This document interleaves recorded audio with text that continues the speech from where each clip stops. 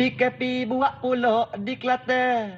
10 hari orang pakak cara geger. Tak boleh pergi mari duduk rumah dia.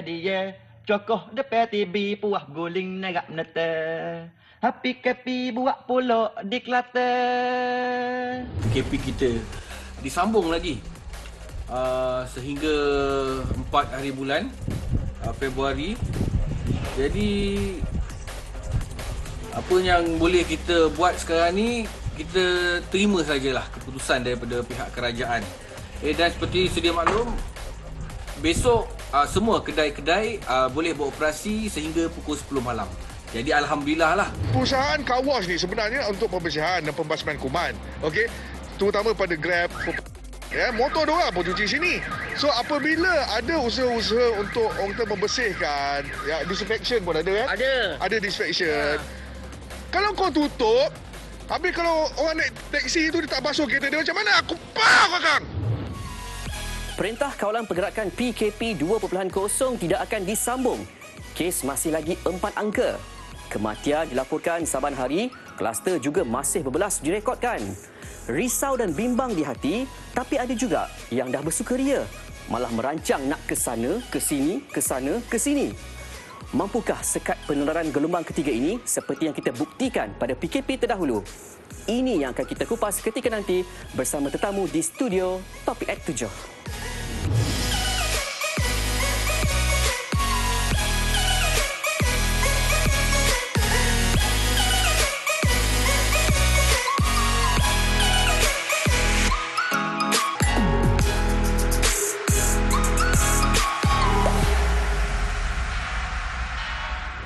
Assalamualaikum dan salam sejahtera. Anda bersama saya Khairi Hazwan dalam Topik at 7 30 Januari 2021. Kali ini kita memperkatakan tentang pelaksanaan PKP 2.0. Tempohnya 4 minggu saja. Adakah ia memadai? Dan untuk itu saya perkenalkan tetamu minggu ini, Presiden Persatuan Pakar Perubatan Awam, Datuk Dr. Zainal Arifin Omar. Ya, saya. Okey, apa khabar Datuk hari ini? Sihat Sihat, alhamdulillah. Okey. Ya. Terima kasih kerana bersama kami untuk Topik at 7 malam ini. Dan kita nak teruskan lagi dengan perbincangan kita untuk malam ini. Dan kita terus ke soalan pertama. PKP 2.0 ni Datuk, tempohnya cuma 4 minggu. Dan diikuti PKPB selama 3 bulan dengan KKM yang meramalkan jumlah kes mampu turun ke 2 angka menjelang 11 Mei. Adakah jangkaan ini realistik? Ya, sebenarnya macam ni ya. Sebelum tu kami kalau pakar-pakar epidemiologi ni kan, so kita pertama kita kena tengok asas data-data yang ada lah. Cara ujian, polisi ujian dan juga jenis taburan data ya. Jadi pada pendapat kami bila melihat taburan yang 4 angka atau 4,003 angka sekarang, untuk mencapai 2 angka tu mungkin memakan masa yang agak lama. Ya, mungkin melebihi 6 bulan ataupun mungkin lebih daripada itulah kalau kita tengok di keadaan sekarang kecuali ada perubahan dari segi dasar ataupun perubahan dari segi kelompok ujian saringan tersebut. Jadi itu yang asas dia, ya saya. Bermaksud ianya berdasarkan situasi semasa jugalah. Dan adakah dengan keyakinan untuk boleh jadi 2 angka ni disebabkan vaksin akan mula diberi pada Mac nanti, Datuk? Betul. Vaksin akan mampu untuk mengurangkan kes ya. Tapi bukan secara secara cepat ya. Kerana pertama, pemberian vaksin itu dia ada tahap-tahap dia kan. Mula dia. Yang kedua ialah vaksin itu juga akan protect individu, dia bukan secara kelompok secara individu yang diberi itu. Jadi kita masih berpendapat bahawa pemberian vaksin itu hanya akan membantu untuk mengurangkan jangkitan, tetapi untuk merendahkan kepada 2 digit itu agak sukarlah pada masa sekarang lah, ya saya. Okey, tak apa pun kita berdoakan semoga ianya akan dapat dikawal dengan sebaik-baiknya. Dan sebelum kita teruskan diskusi ini, kita saksikan dulu pendapat orang ramai tentang kewajaran melanjutkan PKP. Disebabkan PKP 2.0 ini mempunyai prosedur yang longgar, kita dapat lihat bahawa kes positif COVID-19 pada 2 minggu PKP 2.0 ini telah dilaksanakan, ia telah menunjukkan angka yang tinggi. Kalau bagi saya, ia perlulah disambung semula dengan prosedur yang lebih ketat supaya pada masa akan datang kita dapat menjalani kehidupan seharian kita secara normal. Saban hari kita tahu dah, daripada beratus kes, sekarang ni dah beribu kes dah. Dah hampir tak kawal kes COVID-19 ni. Jadi satu langkah yang bagus untuk kita masyarakat macam kita ni berwaspada. Dan aku sangat rasa bagus lah dengan kerajaan sebab diorang walaupun ada keadakan PKP, diorang still adakan SOP yang sepatutnya. PKP 2.0 ini sewajarnya dilanjutkan. Ini kerana kita dapat melihat saban hari bilangan pesakit-pesakit COVID semakin meningkat. Begitu juga dengan jumlah kadar kematian. Dan ianya amat merisaukan dan membimbangkan kita semua. Walau bagaimanapun, masih terdapat masyarakat-masyarakat di luar sana yang tidak mengindahkan SOP yang telah ditetapkan oleh KKM. Itu tadi pandangan 3 individu yang setuju jika PKP kali ini dilanjutkan, malah boleh diperketat SOP-nya. Datuk, melihat kepada tempoh 4 minggu ini, adakah Datuk rasa kerajaan patut perketatkan lagi SOP, contohnya melaksanakan total lockdown atau menggunakan SOP sama macam sekarang dengan membenarkan sektor pekerjaan terus beroperasi walaupun kebanyakan kluster adalah dari tempat kerja? Ya, Hazwan, sebenarnya kita kena lihat tak kira sama ada PKP atau PKPB, yang penting adalah SOP tu, ya. Kalau kita ada PKP tapi kita punya SOP boleh perintah desa, negeri, mentasan padat, orang boleh bekerja, ada perhimpunan awam, itu tidak ada gunanya buat PKP yang macam tu kalau SOP-nya tak ketat, ya Azwan.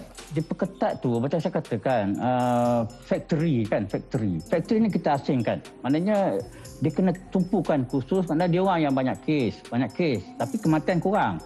So kita apa yang kita buat? Saya banyak factory di Seremban lah. Apa yang dia buat? Dia buat saringan, lepas tu kediaman dia cepat isolation. Dia tak payah tunggu 2-3 kes. Yang kedua adalah kita panggil macam kluster penjara apa semua tu, dia take care. Jangan dicampur adukkan dengan community. Jadi untuk community, kalau kita katakan 3 perkara kan, maknanya kalau macam setengah negara lah kan, keluar tanpa mask je, tangkap ke, ambil tindakan. Bila berkumpul saja mungkin lebih 5 orang, macam Singapura lebih 5 orang, dia ambil tindakan. Kemudian kalau ada physical distancing, kalau kata kedai tu berkerumun apa semua, ambil tindakan. Jadi sekarang ni bila ada PKP pun, sebab you boleh bergerak, pergi kedai supermarket pun sama. Orang kerja Seremban boleh pergi Kuala Lumpur. Jadi bawa kes balik ke Seremban, pergi ke supermarket. Betul. Jadi orang kerja ni sebenarnya bukan dia tak bawa kes, dia yang bawa kes. Orang duduk rumah tak bawa kes kan. Contohlah. Jadi kalau kita susun betul-betul, maknanya kalau betul-betul tak boleh gerak langsung. Barulah kita ada kesan yang nampak. Ya. Jadi untuk yang penting sekali di dalam SOP ialah pertama pakai mask. Yang kedua distancing. Yang ketiga perhimpunan awam. Jadi kalau 3 ni kita lakukan, insya-Allah sama ada di tempat kerja atau di tempat awam, kita boleh melandaikan dalam masa yang tertentu tanpa PKP yang macam yang awal dululah, PKP 1.0. Ya, maksudnya kita perlu mematuhi kepada SOP dan dah hampir setahun pun kita mengamalkan norma baharu ini, jadi perlu kita patuhi bersama-sama, okey? Dan kita berehat seketika, kita kembali selepas ini.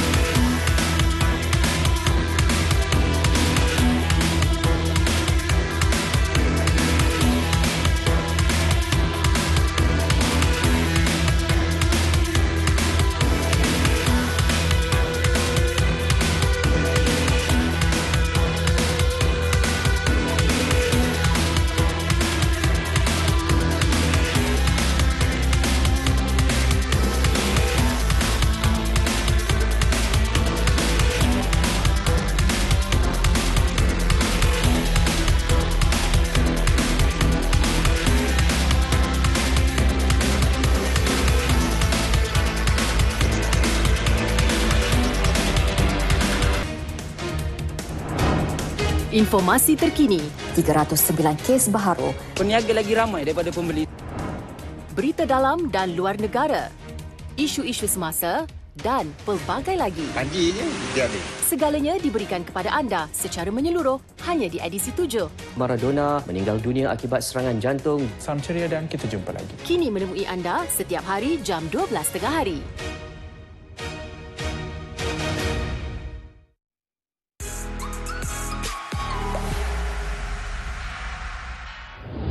Kembali dalam topik at 7 bersama saya Khairi Hazwan dan tetamu jemputan Presiden Persatuan Pakar Perubatan Awam Datuk Dr. Zainal Arifin Omar. Datuk, peningkatan kluster tempat kerja, ada beberapa syarikat gergasi yang terlalu cetek tindakannya. Misalnya menyediakan penempatan staf yang terlalu sempit dan masih meminta mereka berada di pejabat.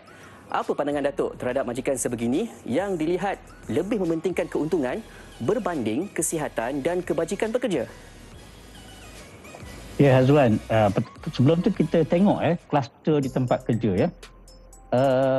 Kluster inilah yang menyumbang ke arah peningkatan kes ya.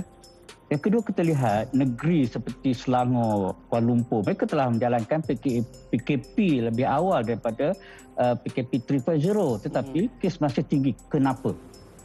Jadi persoalannya ialah betul. Kluster tempat kerja menyumbang ke arah penambahan kes. Jadi apa yang kita rasa pihak kerajaan atau pihak berkuasa mesti mengambil tindakan atau pemantauan yang ketat terhadap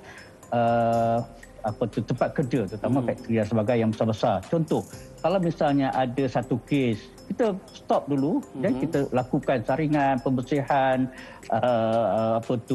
isolation dan sebagainya. Kita tak payah tunggu ratus kes ataupun berapa kluster ataupun mula dalam komuniti. Jadi kita lihat bahawa berlaku di factory besar yang berlaku di Kelang, misalnya beberapa factory besar ataupun di tempat kerja construction ataupun sekarang berlaku di Johor.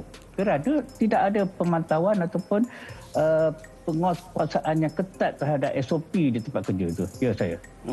Maksudnya kita setiap majikan pun perlu ambil tindakan yang pantas supaya dapat kita sama-sama membendung penularan wabak COVID-19 ini. Dan kita ikuti lagi pandangan orang ramai dan selepas itu topik at 7 berehat sekali lagi. Jangan ke mana-mana.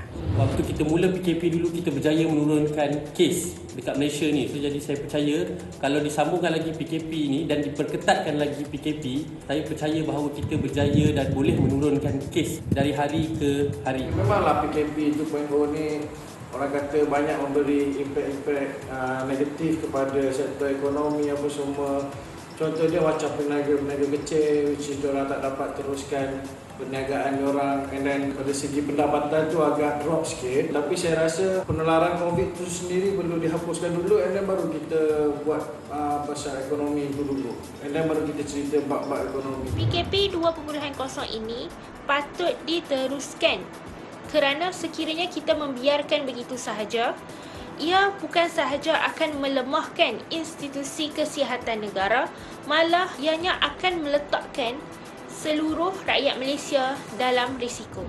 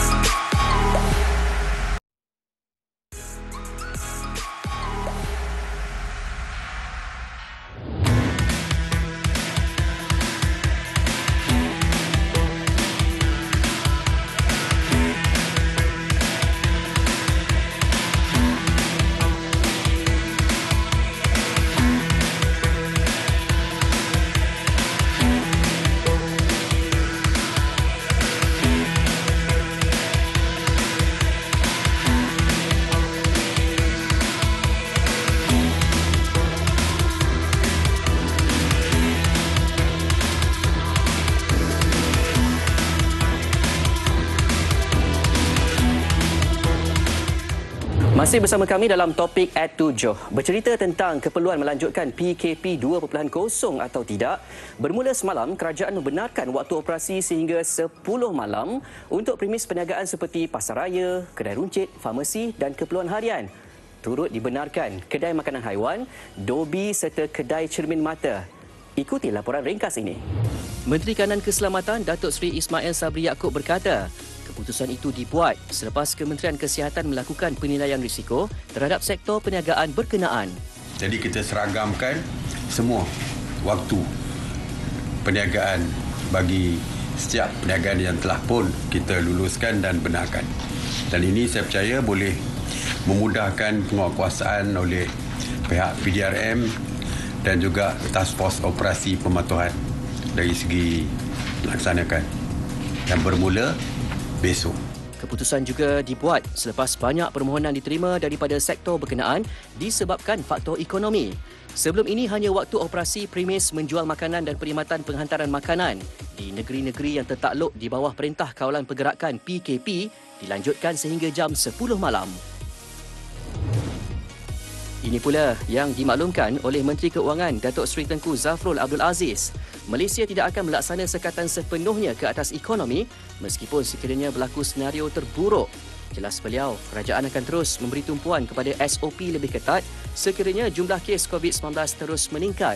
Kerajaan juga yakin jumlah kes akan menurun dengan pelaksanaan PKP 2.0. Malah akan memperkenalkan suntikan tunai baharu bagi membantu memulihkan ekonomi jika ada keperluan. Untuk rekod, negara kehilangan pendapatan sekitar 700 juta ringgit sehari susulan pelaksanaan PKP 2.0. Ia jauh lebih baik berbanding kerugian 2.4 bilion ringgit sehari rentetan pelaksanaan PKP Mac tahun lalu. Ekonomi negara dijangka kekal mencatat pertumbuhan 6.5 hingga 7.5% meskipun PKP 2.0 dilaksanakan memandangkan 90% sektor ekonomi masih dibuka. Susulan laporan itu tadi, saya nak tanya jugalah untuk Datuk. Ini untuk soalan terakhir untuk tetamu kita, Datuk Dr. Zainal Arifin Omar. Wujud kebimbangan segelintir pihak bahawa keputusan kerajaan yang mengutamakan ekonomi berbanding kesihatan awam mungkin akan memakan diri. Itulah macam selalu dikatakan, kita kena perseimbangkan antara ekonomi dan juga kehidupan. Tetapi soalan kita sekarang ni, banyak orang bertanya, adakah tindakan yang dibuat oleh kerajaan dari segi PKP telah tepat untuk menjaga kesihatan? Itu soalan dia. Jadi pada masa yang sama, kita kena lihat bahawa ekonomi mesti terus sebab kita dah lama, setahun lebih.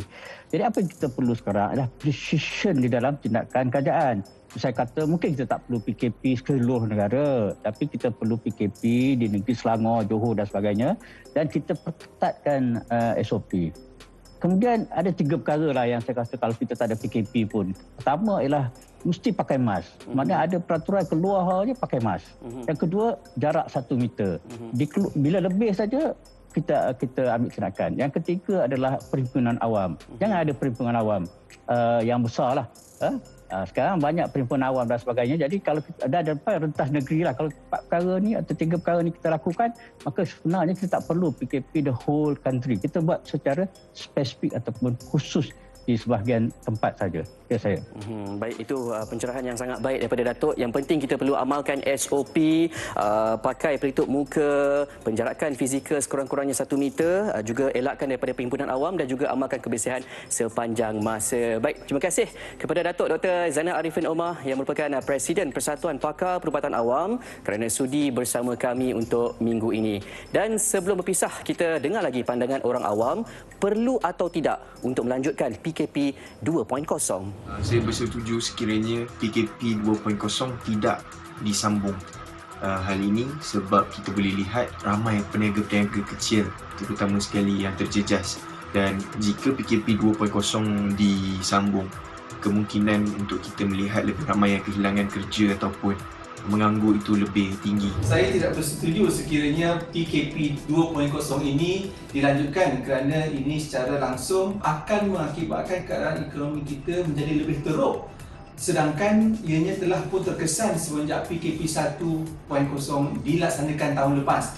Dan rakyat Malaysia telah terbiasa dengan SOP dan norma-norma baru. Jadi itu memberikan penunjuk positif yang pandemik ini mungkin boleh diatasi dan dikawal penularannya lebih awal daripada yang kita jangka. Adalah lebih baik untuk PKP 2.0 disambung, malah diperketatkan lagi kepada semua rakyat Malaysia seperti PKP yang pertama. Ini untuk memberi kesan yang paling maksimum bagi menurunkan penularan jangkitan atau memutuskan rantaian COVID-19. Dan juga rakyat Malaysia tidak perlu menghadapi PKP secara berterusan. Apapun ketetapan yang diambil kerajaan, kita rakyat harus jalankan tanggungjawab patuh kepada SOP. Tak payahlah berangan nak pergi Cameron Highlands ke Langkawi ke. Keutamaan kita melandaikan lengkuk jangkitan COVID-19 supaya nilai kebolehjangkitan turun bawah R01. Pihak industri pula jangan ambil peluang untung punya pasal SOP ke laut. Faham, sektor ekonomi tengah tenat, tapi janganlah ditenatkan pula kesihatan awam. Sekian topik Act 7 minggu ini. Bersama saya lagi minggu depan, di hari dan waktu yang sama. Ingat malam minggu, ingat topik Act 7. Assalamualaikum.